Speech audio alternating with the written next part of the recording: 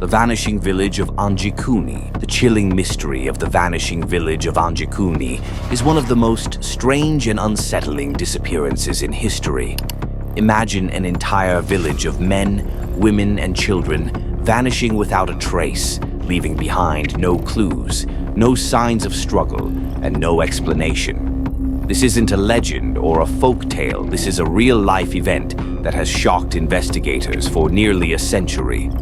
It all began on a cold November day in 1930. A seasoned hunter named Joe LaBelle was making his way through the wild, icy wilderness of northern Canada.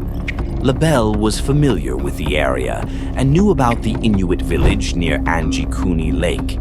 He had visited it before and expected to find warmth, friendly faces, and the usual bustle of daily life, since the people of the Inuit village were known for their kindness and hospitality.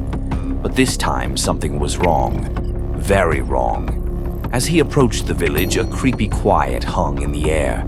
No sounds of children playing. No barking sled dogs. No crackling fires. All that could be heard was the howling wind and the crunch of snow under his feet. LaBelle's heart began to race. Something wasn't right. When he reached the village, his fears were confirmed. The village was completely deserted. Dozens of Inuit men, women, and children had seemingly vanished into thin air. Their homes were still standing. Their belongings were untouched. Even more chilling, food was found cooking over fires that had long since burned out. Plates of food were still on the tables, as if the villagers had been in the middle of a meal before they vanished. LaBelle's worry increased with every step. He entered hut after hut, only to find more abandoned homes.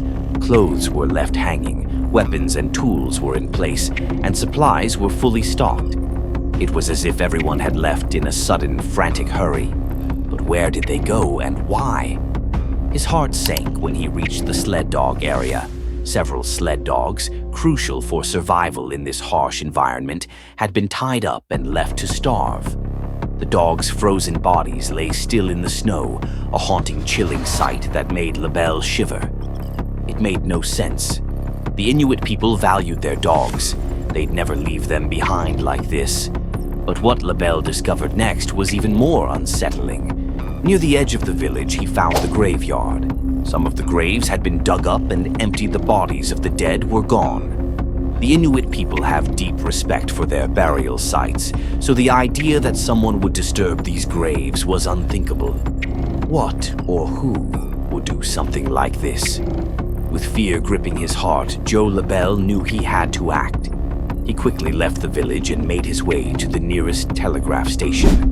There, he sent an urgent message to the Royal Canadian Mounted Police, RCMP, reporting the mysterious disappearance of an entire village. When the RCMP arrived, they were just as stunned as LaBelle. They found the same haunting scene: untouched homes, abandoned meals, frozen sled dogs, and dug-up graves. There were no footprints leading away from the village. No signs of a struggle. No blood. No clues. Just an entire village that had vanished without a trace. The RCMP's investigation found no clear explanation. No evidence of a mass migration. No sign of a natural disaster like a snowslide or flood. There were no wild animal attacks, and there was no indication of any external threat. The case was officially marked as unsolved, but theories soon began to circulate. One of the most shocking and persistent theories was that the villagers had been abducted by aliens. Several Inuit hunters in the area reported seeing strange, glowing blue lights hovering over the lake around the time of the disappearance. These lights moved unnaturally, darting and hovering in ways no known aircraft could achieve. Could it be that the entire village was taken by something from the sky? Others believed something more supernatural was at play. Inuit folklore speaks of shadowy spirits and beings that roam the wilderness. Some believe these spirits took the villagers away. The fact that the graves were dug up only fueled this theory. Why would spirits or entities be interested in the bodies of the dead? Skeptics have proposed more rational explanations. Some suggest the villagers decided to relocate due to food shortages or harsh weather. This explanation doesn't fit the facts. Why would they abandon food that was still cooking? Why would they leave behind essential tools and clothing? And most importantly, why were there no footprints leading away from the village? Snow preserves tracks for days, but there was nothing. It was as if the people simply disappeared into thin air. Some theorists have suggested that perhaps a sudden catastrophic event occurred, like a freak weather anomaly or an environmental disaster. But no signs of destruction were found. There were no collapsed huts or signs of damage. Everything remained perfectly intact, as if time had frozen in the moment the villagers vanished. Others have questioned whether it could have been the work of a mysterious cult or a case of mass hysteria. Could they have been led away under the influence of a charismatic figure? But again, where did they go? There were no signs of human movement beyond the village. To this day, the story of the Anjikuni Village remains one of the most unsettling, unsolved mysteries in history. No bodies were ever found.